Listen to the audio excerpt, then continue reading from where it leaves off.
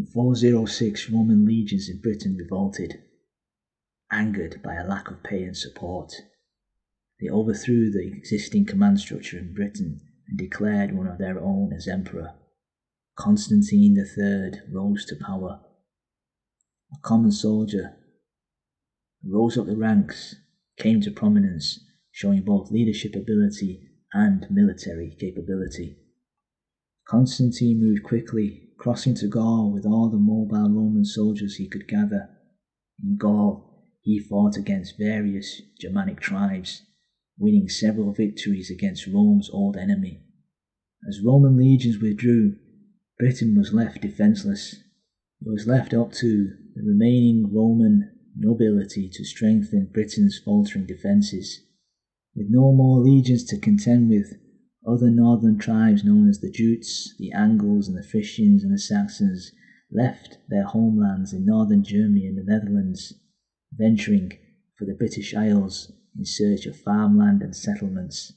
Now known collectively as the Anglo Saxons, they came to shape British history in many ways, bringing with them their language, their customs and their laws. History tells of a barbaric and ferocious people, like the Vikings, who came to Britain intent of pillaging and slaying their way to power. However, there is scarce archaeological evidence to suggest that there were large pitched battles between the remaining Romans, Britons, Picts, and invading Anglo-Saxon tribes, but there is stronger evidence to suggest that northern Germanic tribes may have already settled peacefully in Britain during the Roman period.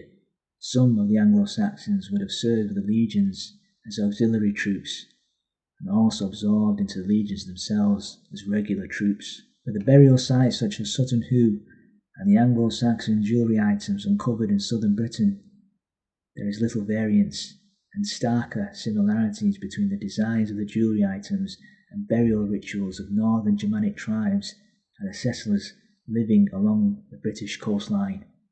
Like the Vikings, the Anglo-Saxons were primarily farmers. There were no Anglo-Saxon standing armies, and there is scant evidence to suggest that a confederacy of northern tribes invaded Britain en masse. It could be that as the Roman military left Britain, many of the coastal inhabitants moved further inland for security and safety, leaving rich farmland and existing infrastructure for others to occupy. Trade links would have existed between the Anglo-Saxon tribes, the Gauls and the Britons over the years, and northern tribes and small family groups may have chosen to take advantage of the Roman withdrawal to occupy fertile land. The Anglo-Saxons spoke the language we now know as Old English, an ancestor of the modern-day language. Its closest cousins were other Germanic languages, such as Old Frisian, Old Norse and Old High German.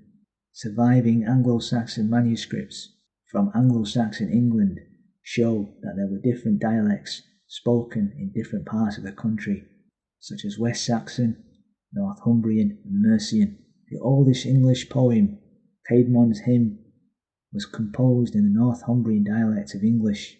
Whether they were marauders or peaceful occupiers, the Anglo-Saxons would go on to leave their mark and shape English identity, and then go on to play an important role in the future of a new nation.